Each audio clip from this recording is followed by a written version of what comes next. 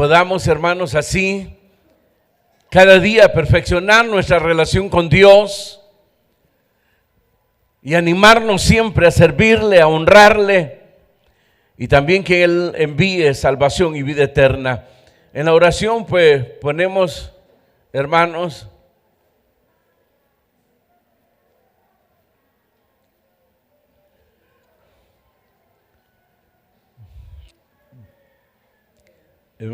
bueno, vamos a orar por la armonía, hermanos, en la familia, con los vecinos. Creo que esa es la petición.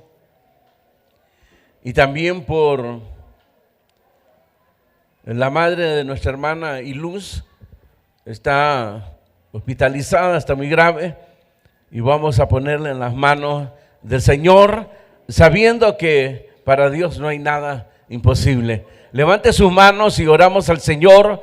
Bendito Padre que estás en los cielos, levantamos nuestras manos delante de ti en agradecimiento y con júbilo por tu gracia, por tu misericordia derramada en nuestros corazones. Y te damos gracias por traernos, Señor, para estar delante de tu presencia. Y Padre, en el nombre de Jesús, te presentamos estas necesidades de tu pueblo. Y por los hermanos que están enfermos o tienen familia que están muy graves, Señor, tócales ahí donde están y restaura su salud. En el nombre de Jesús te lo pedimos y recibimos la sanidad en estos cuerpos.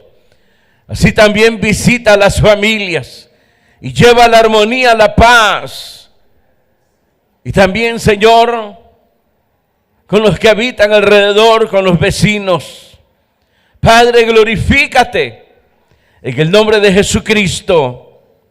Ahora, Señor, bendícenos a todos por medio de tu palabra, que todos podamos ser guiados, perfeccionados para toda buena obra. Y así también envía salvación y vida eterna. En el nombre de Jesucristo, quédate con nosotros. Amén. Gloria a Dios. Evangelio según San Mateo, capítulo 14.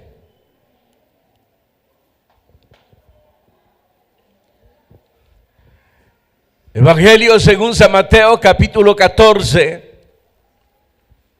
Y leemos el verso 13 en adelante. Dice la palabra del Señor: oyéndolo, Jesús se apartó de ahí en una barca a un lugar desierto y apartado. Y cuando la gente lo oyó, le siguió a pie desde las ciudades. Y saliendo Jesús, vio una gran multitud y tuvo compasión de ellos y sanó a los que de ellos estaban enfermos. Cuando anochecía, se acercaron a él sus discípulos diciendo: el lugar es desierto y la hora ya pasada.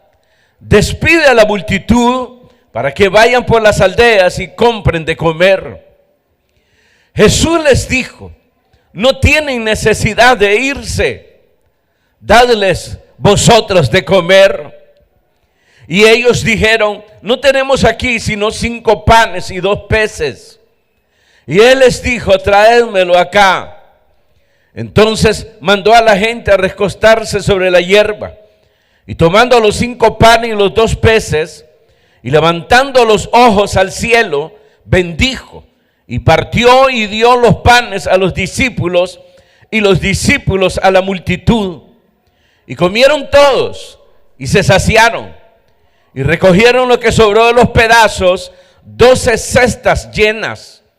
Y los que comieron fueron como 5,000 hombres, sin contar las mujeres y los niños.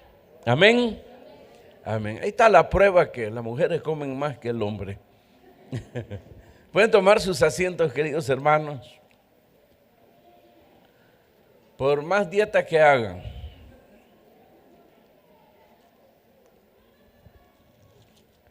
un pasaje tan conocido, queridos hermanos, como es este milagro de la multiplicación de los panes y los peces y la alimentación, hermanos, de más de 5,000 personas, porque dice que solo en los hombres pues habían, dice, ¿cuánto? 5,000, y no se tomaba en cuenta, sin contar pues las mujeres y los niños. Estamos hablando de unas, hermanos, 8,500 personas, a los cuales, hermanos, con 5 panes y 2 peces les dio de alimentar, se saciaron, y todavía dice que sobraron, hermanos, 12 cestas llenas de alimento.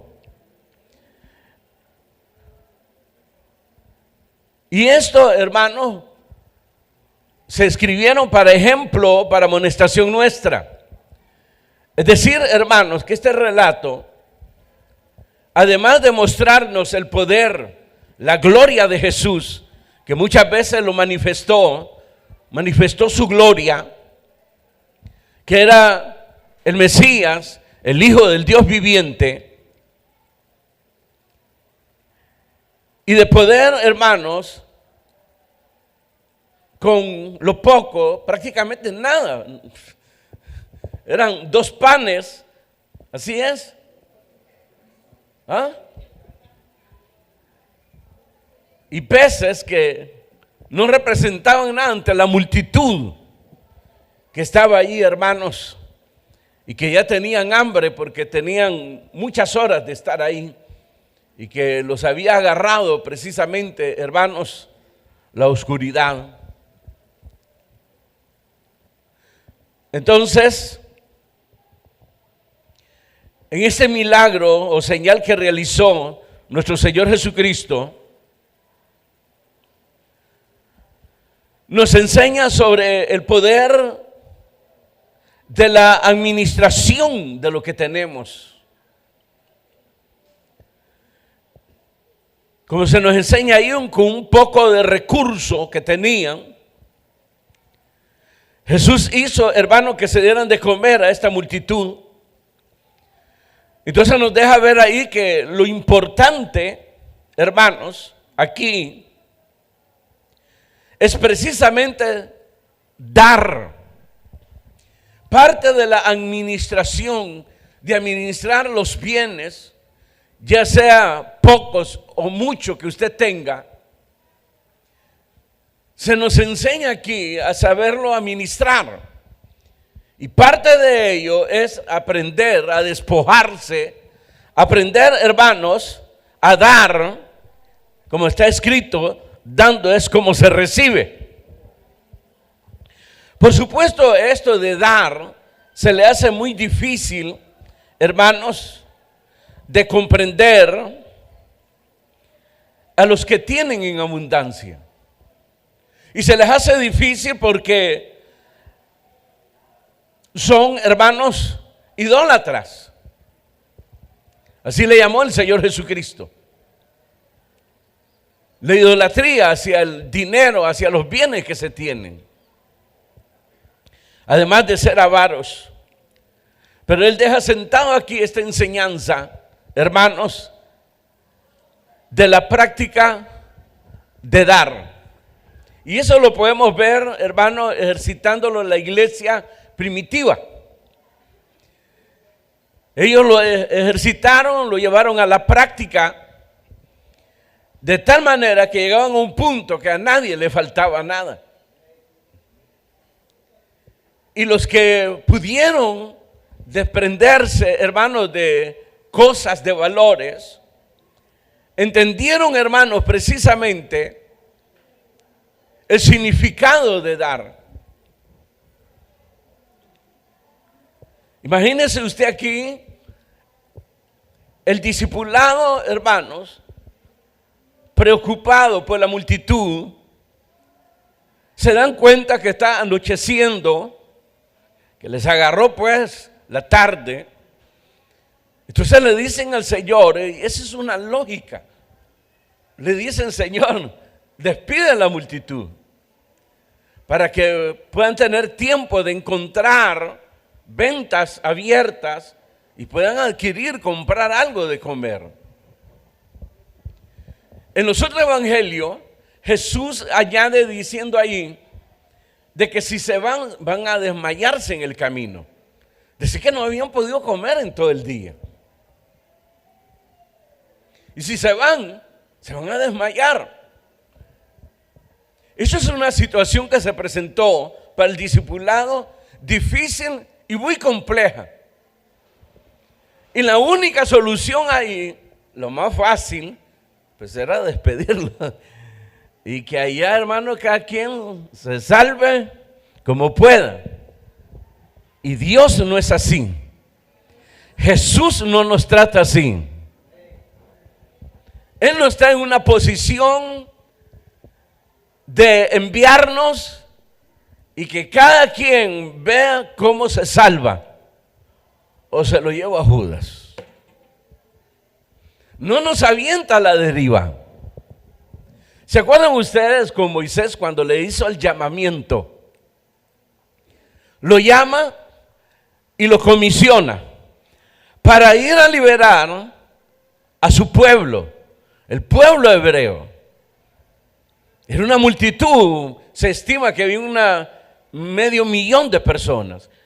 Pero además de lo difícil de guiar medio millón de personas, con sus cosas, con sus esposas, con sus niños y cuántas cosas que había ahí, ¿quién había podido contra el poderoso Faraón?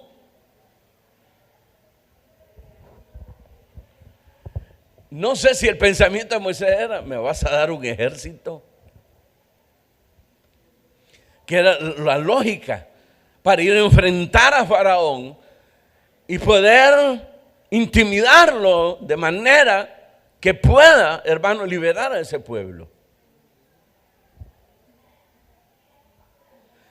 Y él le dice: pero ¿cómo voy a enfrentar a Faraón?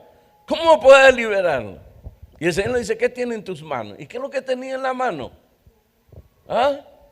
Un palo, un bastón que ocupaba para espantar las culebras que se acercaban, arriar los animales que pretendían comerse las ovejas, porque él se había convertido en un pastor de ovejas, y para poderse apoyar también.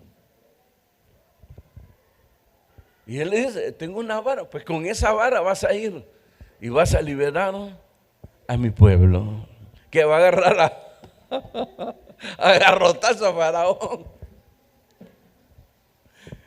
¿Qué voy a hacer con esto?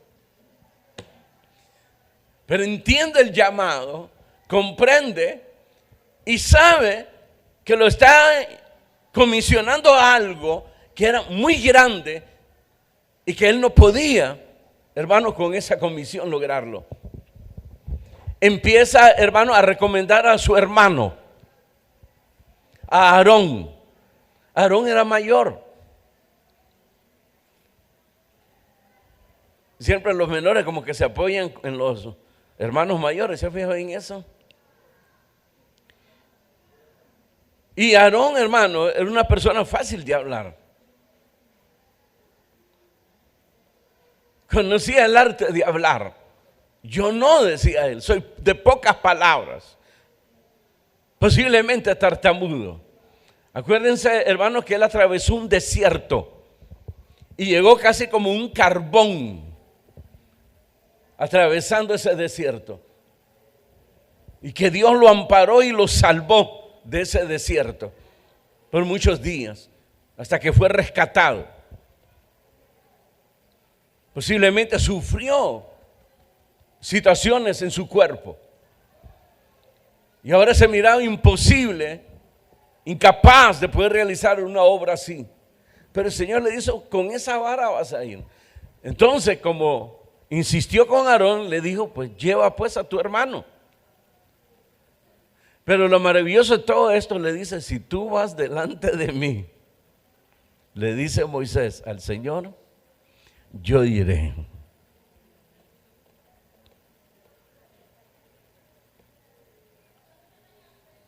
Y el Señor le dijo, no temas, iré delante de ti. Y siempre Dios va a ir delante de nosotros. Ahora, eso no quiere decir que todo va a ser color de rosa. El problema es que nos equivocamos cuando no podemos discernir en realidad lo que es, hermano, el propósito de Dios, el diseño de la obra de Dios. Y muchos creen que se tiene a Dios, ya no se van a enfermar, y se van a enriquecer, y todo va a ser de maravillas, y como lo están poniendo ahora, hermano, la apostasía, los falsos ministros. Pero no es así. Moisés llegó delante de Faraón, hermano, y se burló 1, 2, 3 veces, y salió humillado de la presencia de Faraón. 3 veces, humillado. Y entonces, ¿me enviaste o no me enviaste? La primera vez sale, hermano, humillado y se va a llorar delante del Señor. ¿Qué pasó? Salió humillado de aquí. Y el Señor le dice, ve otra vez. Y aquel vuelve a agarrar la vara, o sea, el palo que andaba ahí. Y entra otra vez donde Faraón y lo vuelve a humillar. El Señor le dice, ve ahora. Y vuelve a agarrar la vara. Ahí está la clave, agarre la vara usted. No la que dice el hombre, la que dice Dios. Porque Él estará con nosotros, irá delante de nosotros, no importando las circunstancias que muchas veces, hermanos, se presentan, hermanos, como adversario, como enemigo poderoso. No importa, porque en cuanto más difícil es la cosa, mayor veremos la gloria de Dios. Diga gloria a Dios. Porque la idea de endurecer el corazón de Faraón era, hermano, 2 cosas importantes: que el enemigo supiera que el Dios de los hebreos realmente era Dios, el que hizo los cielos y la tierra, y que el pueblo conociera a su Dios. Pablo decía, si Dios con nosotros o por nosotros, ¿quién contra nosotros? Aquí, hermanos, aquel fue con una vara y liberó al pueblo. Aquí, hermanos, Jesús le dice, denle ustedes de comer. En los otros evangelios hablan del dinero que tenía en el fondo. Ya saben, hermanos, que el tesorero era aquel hombre tan fiel, incapaz de agarrar algo, Judas. un tesorero así, hermano, que Dios nos libre, pero él era el tesorero y nunca había dinero. Entonces aquello, al revisar cuánto había, no había nada. ¿Y qué es esto? Pues tan grande multitud, no podemos comprar lo suficiente. Ahí hay un niño que tiene los panes, como dice aquí, 5 panes, 2 peces. Pero tampoco, si es una gran multitud, estamos hablando de un estimado de 8,000, 8,500 personas las que habían. Y acuérdense que ahí, hermanos, las mujeres parían, yo creo que cada 3 meses. Como ustedes, hermanos, le van sacando el niño y ya están otra vez. Y uno se queda, otra vez, sí, pero si acaba de parir. Milagro.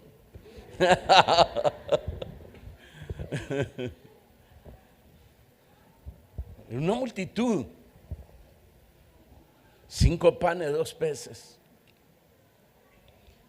Pero Jesús les dio una orden, porque fue una orden. Nosotros hemos recibido una orden, una comisión. ¿Y con qué fondo? Y lo más fácil, yo me acuerdo, hermano, cuando nos íbamos a pasar aquí, no había nada. En la noche una oscurana. Entonces lo más fácil que me recomendaban era arrancar palos, poner 4 palos, comprar plástico negro y ya se solucionó. No, lo que vamos a llevar allá es el pueblo de Dios, son almas. Pero si no hay, yo sé que no hay. arranquemos de ahí, que no hay. Y miren, solo se construyó esa parte, esa segunda parte. Esto no estaba, ni mucho menos lo del fondo. Y todavía faltaron unas láminas ahí. Después continuamos, y la oscuridad en la noche, hermano, en los cultos. Pero se logró. Yo siempre le he dicho a los hermanos, yo parto que nadie tiene dinero. No estoy ahí, que el hermano se mira que gana por lo menos y hacer cuentas ahí con una calculadora. Y aquel hermano que pierde bastante el pelo es porque tiene. Y voy a ver cuánto le saco. No, uno parte que nadie tiene. Pero está el principio, dando es como se recibe. Y dice en abundancia. En abundancia.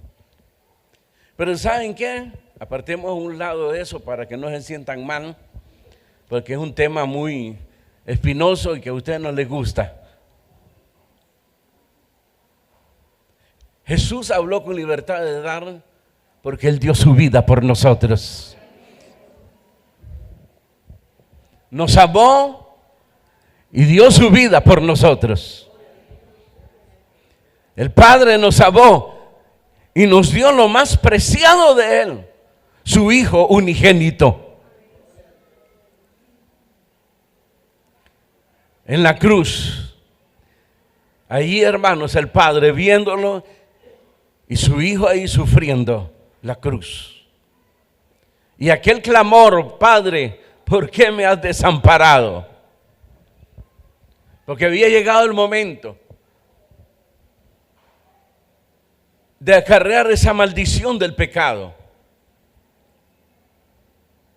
Porque eso era llegar a la cruz. Y Él absorbió nuestros pecados, nuestras rebeliones. Se hizo maldición por nosotros para darnos la salvación, es decir, el perdón de pecados. Reconciliarnos con Dios el Padre, con nuestro Creador.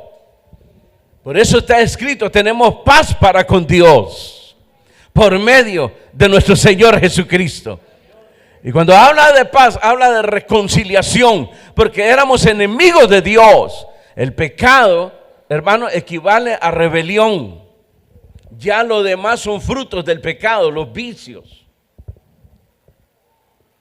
Pero el pecado que se refiere a la rebelión, que hasta el día de hoy el hombre, hermanos, está en una posición de rebelión contra su Creador. No quiere nada de Dios. Está habitando una casa que le pertenece a Dios. Su vida le pertenece a Dios. Pero no quiere reconocerlo, no quiere nada de Dios. Aún el mismo pueblo se resistió a la soberanía de Dios. Dios, hermanos, después que los introdujo a la tierra prometida, con el tiempo, hermanos, llegaron a añorar tener un rey. El profeta Samuel le dice, pues si tienen un rey, es Dios. Sí, pero queremos ver un rey que lo podamos ver, tocar, palpar. Queremos un rey como los que tienen las demás naciones. Pero ese rey los va, no importa, masoquistas. Miren, ese rey les va a poner, no importa, queremos un rey como tienen las demás naciones.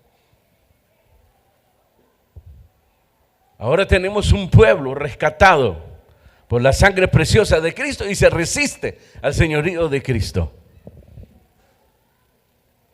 Se resiste. Reciben la salvación con mucho gusto. Reciben los beneficios con mucho gusto.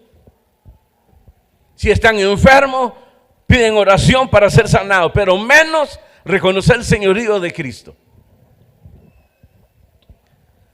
Créanme, hermanos, si no fuera por la gracia de Dios, seríamos, dice la Escritura, como Sodoma y Gomorra.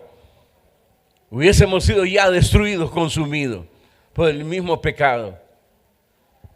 La paciencia de Dios a través de Jesucristo. Dios el Padre nos mira a través de Cristo, el cual se dio por nosotros. Por eso tuvo la libertad de decirles: denle ustedes. Porque en la cruz no solo está el beneficio, el perdón de pecado, y que es lo más importante. Él mismo lo dijo: buscad primero el reino de Dios y su justicia, y las demás cosas de las cuales Dios sabe que tienen necesidad, Dios se las dará por añadidura. Porque tenemos un Dios misericordioso, compasivo, como hemos leído aquí. Léalo conmigo. Verso 14. Y saliendo Jesús, vio una gran multitud. ¿Y qué dice? Y tuvo compasión de ellos, y sanó a los de ellos que estaban enfermos. Tuvo compasión la multitud porque los vio, hermanos, sin guía. Este mundo, hermanos, no tiene quien los conduzca por el camino de la vida. Esa es la compasión de Jesús, de decirle al Padre: prepárame cuerpo para venir a realizar, hermanos, ese sacrificio que nos iba a llevar, hermanos, a ser pastoreado por Dios el Padre. Él es la fuente de vida. Jesús se le llama el príncipe de los pastores.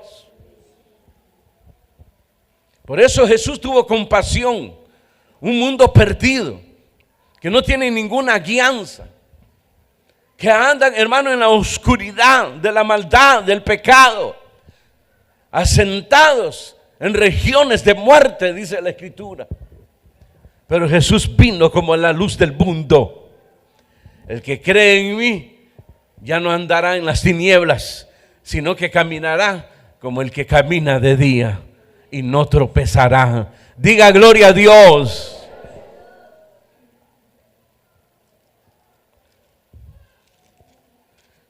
Denle ustedes de comer. Lo llamó, hermano, a practicar. Fíjense que aquí, hermanos, hay detalles importantes. El primero es lo que dice el verso 13. Oyéndolo Jesús se apartó de ahí en una barca a un lugar desierto y apartado. Y cuando la gente le oyó, le siguió de pie hasta las ciudades. Y saliendo Jesús vio una gran multitud. Siempre vemos al Señor ocupar un espacio para apartarse, alejarse de los demás. La misma Escritura nos enseña sobre esto. En el verso 23, despedida la multitud, subió al monte a orar aparte. Eso es lo que él hacía. Él nos enseña el poder de la oración, la importancia de la oración. Por eso tenemos un espacio de orar los días martes. Véngase, tenemos un espacio donde usted puede orarle al Señor, tener la libertad que posiblemente no tiene en su casa, la libertad de orar. ¿Cuántos oran en sus casas? No mientan. o sea, la libertad de tener, porque están haciendo aseo, tienen que preparar la comida, y si hay niños, si usted se inclina a orar, se le encaraman encima a los niños a jugar. No hay espacio. Además de eso, tienen ustedes, hermanos, la gran tarea de ver 5 novelas. No sé por cuál va. ¿Usted qué novela miran ustedes ahora? Entonces no hay espacio para la novela o para orar al Señor. 5 novelas se tiran al día. Qué bárbaro. Y cuidado más, porque cuando tienen cable. Pero los martes tenemos ese espacio, 15, 20 minutos para orar. Es importante. Así es como Jesús podía enfrentar las dificultades. Así es como Jesús podía vencer. Así es como Él se podía mantener firme de pie ante la hostilidad de sus enemigos, ante la acechanza de sus enemigos y las amenazas de sus enemigos. Y problemas tan complejos como la que se presentó al siguiente día con esa multitud. Más de 8,000 personas, hermanos, hambrienta, y que no podía despacharlo porque él estaba consciente de que se iban a desmayar en el camino. Acuérdense que eran lugares desiertos y muchos, la mayoría, tenían que atravesar esos lugares desiertos. No van a llegar, se van a agravar, pueden morir. Así que para eso los levanté a ustedes, les dijo el Señor. Denle ustedes de comer. Es la gran comisión que nosotros tenemos, de llevar este alimento espiritual a la gente. Los grupos familiares nos dan la oportunidad de evangelizar, de presentarle a la gente, hermanos, la esperanza de gloria, al deseado de los pueblos, como fue conocido y anunciado nuestro Señor Jesucristo en el Antiguo Testamento. De eso se trata los grupos familiares, llevar a otros, presentarles a Cristo. Esa es la orden, la comisión que tenemos. Y Pablo dice y nos pide que no nos cansemos de hacerlo, porque esta humanidad, la única salida se llama Jesucristo. Lo que los jóvenes andan buscando se llama Jesús.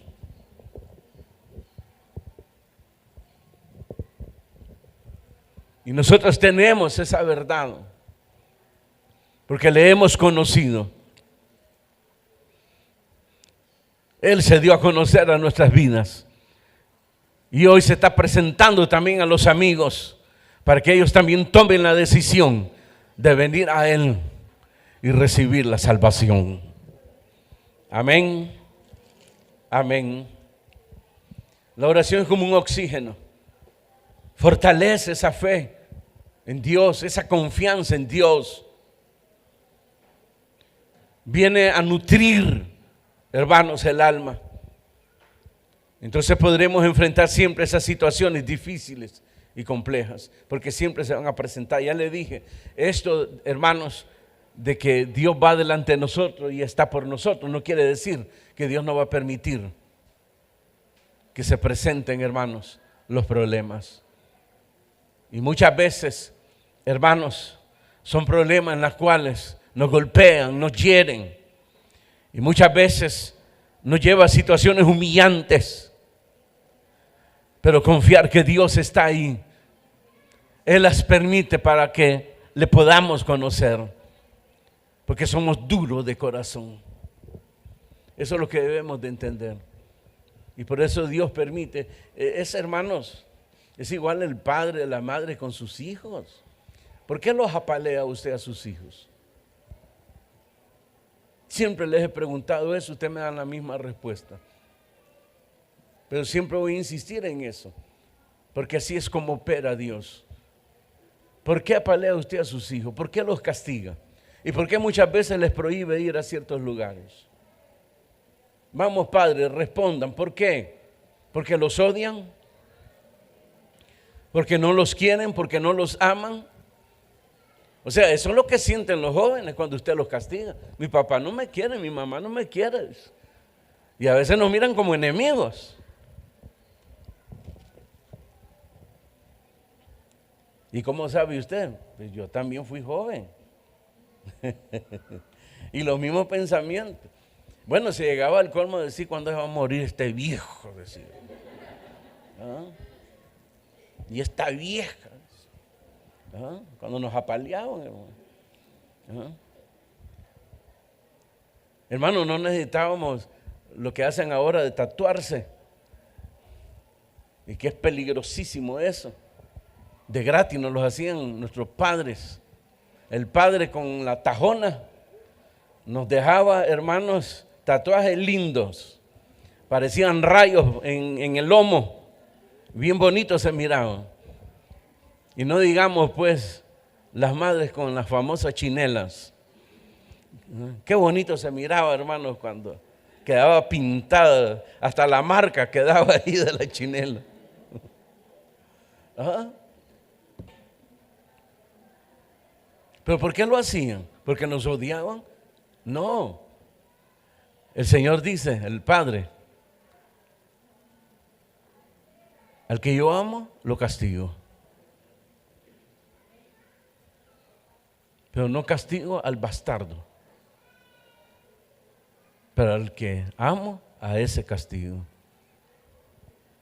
Y permite situaciones adversas que nos golpean. No es que Dios se recrea a vernos sufrir. Son nuestras concupiscencias las que nos llevan al dolor, a sufrir. Y por eso Dios las permite, para ser corregidos, para que ahí le busquemos de corazón. Porque cuando las cosas están bien, hermanos,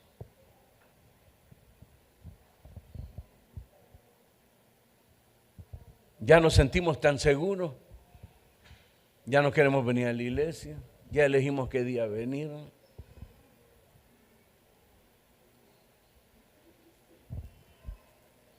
Porque siente que no necesita, está bien. Y eso es peligroso. Cuando hay silencio es peligrosísimo. Y usted lo sabe cuando sus hijos son tiernos y comienza a la edad de la travesura. Usted de repente siente ese silencio y usted dice, algo está pasando. Y corre y cabal, ahí está el niño con un bote de talco, de aceite, a saber qué está haciendo travesura. Tengan cuidado. Denle ustedes de comer. Así fue como Jesús enfrentó esto, en las cuales el discipulado no podía enfrentar en ese momento. ¿Cómo dice? Jesús les dijo, no tienen necesidad de irse. Dales vosotros comer, el verso 16. En el verso 17 ellos dijeron, no tenemos aquí sino 5 panes, 2 peces. Era un niño que andaba con eso. En los otros evangelios dice, pero ¿qué es esto para tan grande multitud? Pero ni nosotros nos cabe estos, somos 12, ¿verdad? Ni nosotros. Somos Arturo. Y no se sabe de qué tamaño eran los peces. Imagínense. Más espina que carne.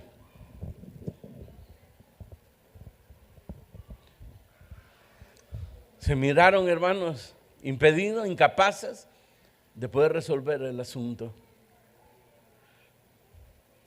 Pero en Dios siempre hallaremos respuesta,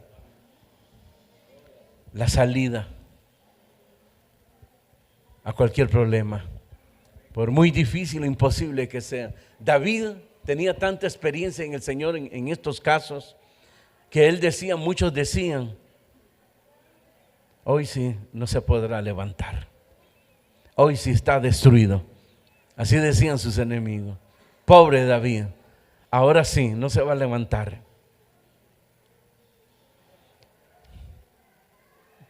De él no se podía levantar, pero Dios lo volvía a levantar. Enfrentó enemigos poderosos que lo podían destruir completamente, pero al final Dios le daba siempre la victoria. Este ya no tiene esperanza, decía la gente. Luego un hijo se revela y pareciera ser que ahí se acabó todo. Pero volví al trono otra vez, porque Dios le ayudaba. Otro hijo, hermano, fue más poderoso todavía y lo echó del trono y lo hizo huir, ¿se acuerdan? Y tenía un enemigo. Usted sabe que los enemigos se llenan tanto de prejuicios, hermano, que esperan el día en verlo sangrar a usted. Y este tipo, hermanos, por ahí se menciona ese nombre, cuando se dio cuenta que iba huyendo David, salió corriendo a encontrarlo y se le puso a la par y se iba burlando de él. Ah, este es el día que yo esperaba, rey David. Ah, te llegó la hora, David. Y lo maldecía. Uno de sus comandantes, paje de hombres, le dijo, lo matamos a este. No, ahí déjenlo. Su maldición se volverá a mí en bendición. ¿De dónde sacó eso David? Pues hay registros. ¿Se acuerdan ustedes de Balaam? El rey lo contrató para maldecir a Israel cuando iba atravesando el desierto, que habían sido liberados de Egipto, de la esclavitud.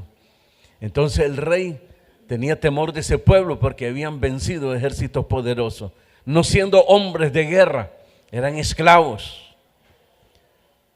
Pero el problema era que el Dios de los hebreos era Dios. Entonces la táctica de ese rey era introducir ahí la división para que Dios se alejara de ellos. Entonces contrató a este falso profeta Balaam y le pagó y le dijo, ve y maldíceme a Israel. En el camino que iba a maldecir a Israel, iba en una mula, ¿se acuerdan? ¿Se acuerdan? Los demás no, porque nunca lo han leído. Y de repente en el camino se frena la bestia y no quería avanzar. Y comienza aquel, lo jalaba, lo comenzó a palear, lo comenzó a maltratar al pobre animal. Para aquellos que les gusta maltratar a los animales, tengan cuidado. Y miren, hermanos, de repente habló la bestia. Pero ahí se explica que no fue la bestia, fue una voz de un hombre que dijo, ¿por qué me golpeas? Porque me estorbas. Tengo una comisión y me estás estorbando, le dice el profeta. Y en eso aparece el ángel, que fue el que había hablado. Y le dijo, mira, agradece que mejor ese animal se apercibió del peligro. Un paso más que daba ese animal y había sido hombre muerto. Pero esa bestia te salvó la vida. Así que elige hoy, ¿sigues adelante para bendecir a Israel o aquí quedas muerto? Aquel prosiguió el camino y en vez de maldecir, bendijo a Israel. Ese pensamiento en David, déjalo, porque sus maldiciones se van a convertir en bendiciones para mí. Lo que usted se pierde por no leer las Escrituras y por andar escuchando gente que anda, hermanos, extraviado en la maldad, hablando cosas que no saben, que no entienden, con calificaciones, hermanos, perversas. No leas la Biblia, te va a volver loco, dice. No, loco está el mundo. Leer la Biblia lo hace cuerdo a uno, porque sabe cómo actuar uno con este mundo y sabe el camino que lleva la vida. Ningún mal, dice, podrá contra nosotros, ninguna maldición, ni de agorero, ni de brujo. Eso está escrito en la Escritura. Amén. Y miren, hermanos, Jesús les dijo, verso 18, tráemelo acá. Es decir, los 5 panes y los 2 peces. Entonces, verso 19, mandó a la gente a recostarse sobre la hierba y tomando los 5 panes y los 2 peces y levantando los ojos al cielo, bendijo y partió y dio los panes a los discípulos y los discípulos a la multitud. Y comieron todos. ¿Y qué? En la antigua versión, hermanos, y mayormente en la Biblia católica, Dice, y se hartaron. Eso es saciarse, ¿verdad? Y se hartaron, dice ahí. Es decir, quedaron, hermanos, full. Gracias. Y recogieron lo que sobró de los pedazos, 12 cestas llenas. Y todos los que comieron fueron como 5,000 hombres, sin contar las mujeres y los niños. Todos. 5 panes, 2 peces. Hermanos, la práctica de dar. Para el pobre esto es difícil porque dice, ¿y qué voy a dar si no tengo? Pero por allá, cuando Jesús estaba cerca de donde daban las ofrendas, estaban los ricos dando lo que les sobraba. Y en medio de ellos iba una pobre viuda, indigente, porque había quedado desamparada. Y echó, dice, 2 monedas que no tenían ningún valor. Y los que estaban ahí se burlaron de ella. Pero el que mira todas las cosas y conoce lo que hay en la mente y en el corazón del hombre, que es nuestro Señor Jesucristo, les dijo al discipulado, oigan, esta mujer echó más que los otros. Comparar el volumen, sí, los ricos estaban dando más, pero lo que les sobraba, ese era el problema. Lo que mira a Dios al final es el corazón del hombre, no lo que cae ahí en la ofrenda. Es decir, con cómo está dando aquello. Con alegría, con gozo, porque Dios bendice al dador alegre. Pero esta mujer echó más que todo. Cuando Jesús, hermanos, declaró esto, debemos de pensar que aquella mujer de ahí en adelante no le faltó nada. Y tenemos referencia en el Antiguo Testamento. Una viuda que tenía un hijo. Primero, cuando tenía a su marido, era estéril. Y cada vez que pasaba el profeta le decía, ora, bendíceme, le decía. Porque en esos tiempos era vergonzoso que una mujer, un matrimonio no tuviera hijos. Acuérdense lo que dijo la madre de Juan el Bautista. Cuando quedó embarazada de su marido, dijo, este día el Señor se dignó apartar de mí la vergüenza. Ahora con alegría podía salir y mostrar, hermanos, que iba a concebir un hijo. ¿Y qué clase de hijo, hermano? Miren, este matrimonio oraba. Desde jóvenes le servían a Dios y nada, hermano. Y llegaron a la vejez. Wow. Ya el viejo ya no, hermano. Aunque lo pusieran en embajada, ya estaba difícil la situación. Pero Dios le dio fuerza y a la mujer le abrió. ¿Qué es? ¿Cómo le llaman? ¿Cómo? La matriz.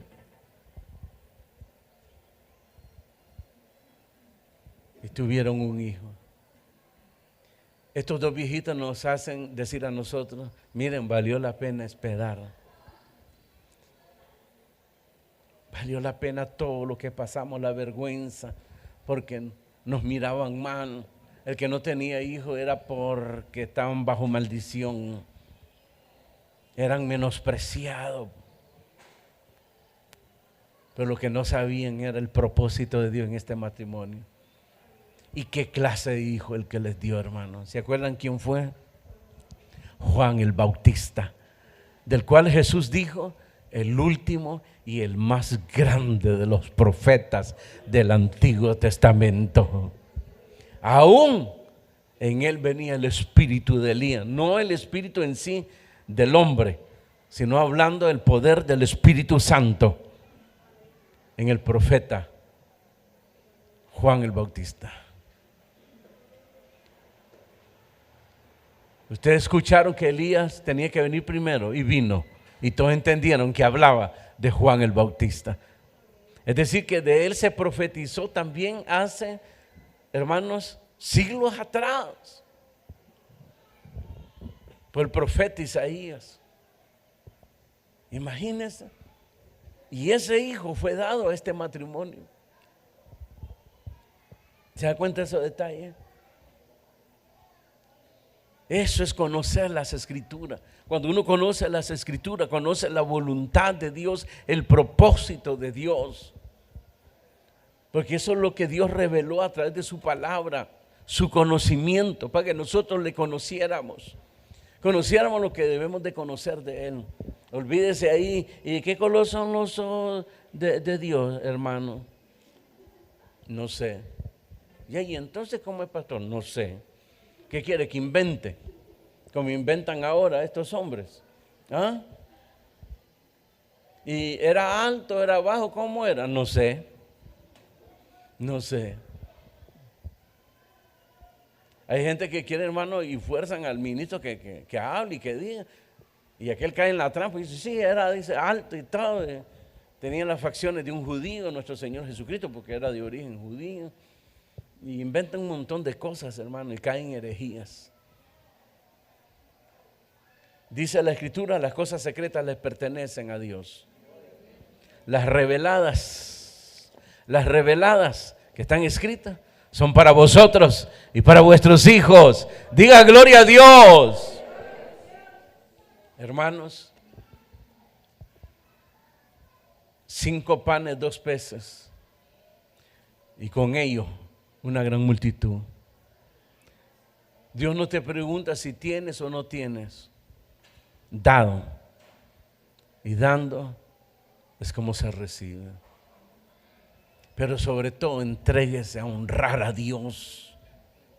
Entréguese a servir a Dios. Entréguese como Jesús se dio por nosotros. A mí no se me olvidan las palabras de este hermano.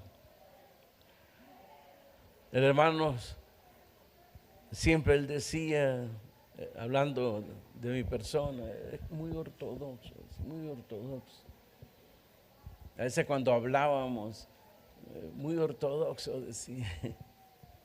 Pero un día él estaba enfermo y fuimos con 2 hermanos o 3 hermanos a visitarlo. Y yo me senté a la par de él. Yo primero lo que hago es comenzar a platicar con la persona. A veces ustedes son tan sin alma que llegan patada al pecho y se van.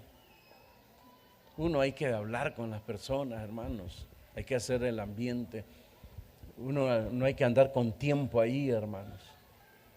Entonces me senté a hablar. De repente me dice al oído, ahora soy ortodoxo, me dice. Ve, dije yo, tanto que me han dicho eso de ortodoxo. ¿Qué es ortodoxo, varón? Se lo voy a poner así simple, me dice. Tomar en serio las cosas de Dios, como Él nos tomó en serio a nosotros, dándonos a su Hijo Jesucristo. Eso nunca se me va a olvidar, esas palabras. Porque en otra, hermanos, he encontrado hermanos que estuvieron aquí y que han sido arrastrados en la apostasía. Me decía que, hermano, usted es muy ortodoxo. Entonces yo le pregunto a ellos, ¿verdad? ¿Qué es ortodoxo? Explíqueme usted eso. Pues sí, ortodoxo. Pues sí, pero ¿qué es? Le digo, usted dice, es que usted es ortodoxo. Entonces explíqueme qué es ortodoxo. Ortodoxo, eso, ortodoxo. Y pues sí, le digo, pero loras que aprenden a decir lo que otro dice. No digo chocollos porque los chocollos no hablan, ¿verdad? Ni los pericos. Solamente las loras y las lapas, ¿verdad? papagayos. No es porque le dicen lapa, pero papagayos le dicen en otro lugar. Si no es asunto de repetir lo que el otro dice, es tener el lenguaje de la palabra de Dios. Eso es lo que usted debe aprender, el lenguaje de la palabra de Dios, no lo que dice uno. Entréguese en la lectura, conozca a Jesús, conozca a aquel que lo salvó. Ahí está en la Escritura, 5 evangelios, 4 evangelios. Pero prácticamente toda la Escritura nos hablan de Jesús, para que conozca sus orígenes, para que conozca de a dónde nos sacó, a dónde nos lleva. Ahí está todo el plan de los siglos para la humanidad. Amén. Y en cuanto al testimonio, aprendan a despojarse, aprendan a hacerlo. Porque así es como se recibe, no se recibe pidiendo, no se recibe con tacañería. Miren, los que tienen, hermanos, les es muy difícil de poder dar. Y se lo voy a decir en pocas palabras, les es difícil porque se han vuelto avaros e idólatras. Eso es lo que está escrito en la Biblia.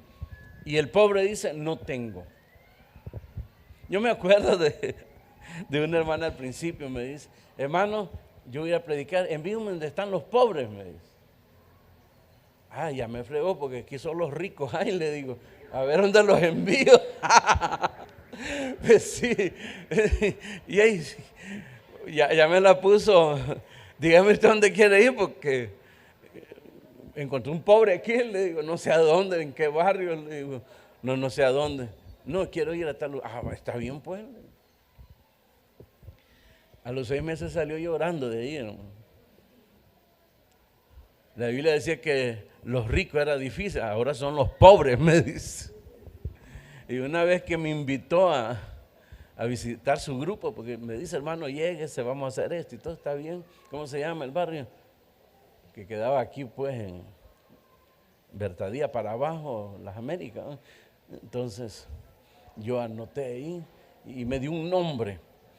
Entonces yo buscando el nombre ahí, mire, ando buscando, no conocemos. Hasta que encontré un paletero. Usted sabe que los paleteros conocen todo, ¿no? Y le digo, disculpe, varón, le digo, ¿dónde queda? No, usted anda buscando Sodoma y Gomorra, me dice. Y no, el barrio, no, Sodoma y Gomorra, me dice, es lo mismo, me dice. ¿Y por qué? Le digo, porque allí, me dice, donde usted va, la presidenta de las mujeres de tal iglesia, dice, tiene prostitución, dice. El presidente de los jóvenes vende droga, dice. El diácono, dice, el cordero del diácono, dice, tiene su cantina, dice. Y entonces Sodoma y Gomorra. Ay, hermano, qué vergüenza, le dije, porque soy pastor, le dije. Pero gracias por darme la dirección, le dije. Y hermano, tropezando con latas de cerveza.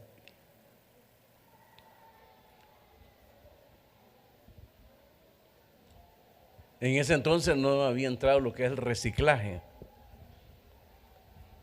Latas por todos lados. Pobre. Y con un montón de latas de cerveza. No le entiendo eso, ¿verdad? Pero me dice la hermana, son duros, me dice. Duros. Cámbiame, me dice, ya no aguanto estar aquí. Es que uno no se debe dirigir de esa forma, le digo. Y gracias a Dios aprendió usted la lección. Uno se debe dirigir entendiendo que son almas y que necesitan recibir y conocer a nuestro Señor Jesucristo, tengan o no tengan, ¿verdad? Porque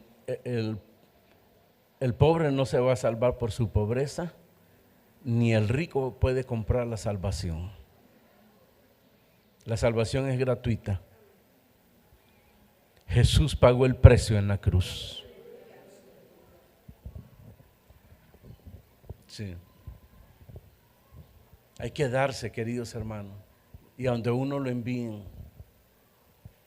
Hay que darse uno, como Dios se dio por nosotros. Pero a veces los jóvenes, hermano, vaya allá. Ay, no, es peligroso. Y Dios tiene razón.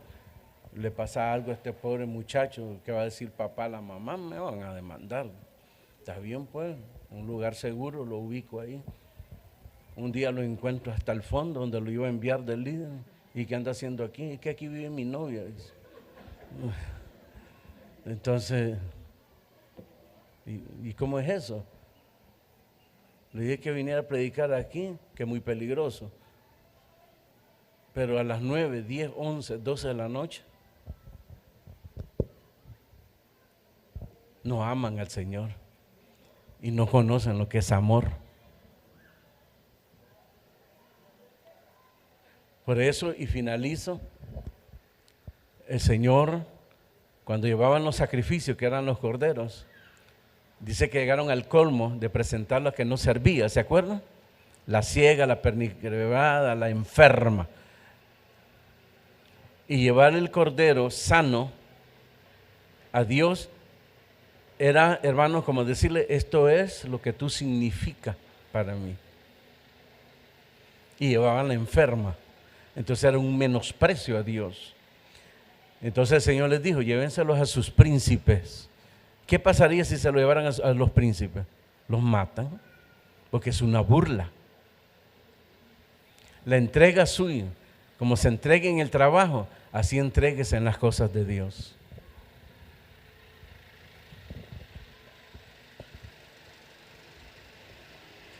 Así, ni más ni menos. Pero en el Señor, todo es tropiezo, no me dan permiso. Pero para vagar no anda pidiendo permiso. Eso es lo extraño. O sea, es un pretexto. No ha aprendido a amar. Y el que ama, se da todo. Eso no quiere decir que va a dejar aparte las obligaciones. El joven tiene que estudiar. Tiene que poner su mirada, hermano, en sus estudios, sacar su título, porque eso va a mejorar su condición de vida. Estudien, no agarren de pretexto el servirle a Dios diciendo ya no voy a seguir estudiando. Ese es un pretexto. Tienen que estudiar. Y usted tiene que enseñarle a sus hijos que para mejorar su vida, hermanos, en esta vida tienen que estudiar. Que estudien. Pero si no estudian, y a él se lo decía un grupo de hermanos, estos niños, estos jóvenes, lo que hacen en el hogar es restar en vez de multiplicar. El papá y la mamá antes tienen su pedacito y han construido y están con la esperanza que los viejos se mueran para ellos tomar posesión. Pero si estudiaran, si se esforzaran en trabajar, multipliquen. Y en vez de gastar en tonterías, adquirir un terreno, hermanos, hay facilidades ahora. Hay facilidades. Y construir y todo. En vez de restar, multiplicar. Y eso es lo que enseña las Escrituras. La Escritura dice que el que no trabaje, que no coma. Y el que no provee para su casa, es peor que un incrédulo. Amén y amén. Cierre sus ojos.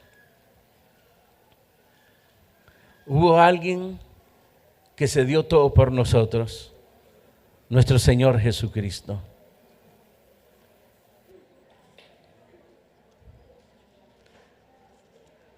El Padre, nuestro Creador, nos dio lo mejor de Él, a su Hijo unigénito. Como está escrito, porque de tal manera amó Dios al mundo, que ha dado a su Hijo unigénito, único, para que todo aquel que en Él cree no se pierda, mas tenga la vida eterna. Y Jesús dejó abierta una invitación: venid a mí todos los que estáis cansados y trabajados, que yo os haré descansar. Usted necesita de Jesús. Lo que anda buscando está en el Señor Jesucristo. Él tiene la respuesta, tiene la salida.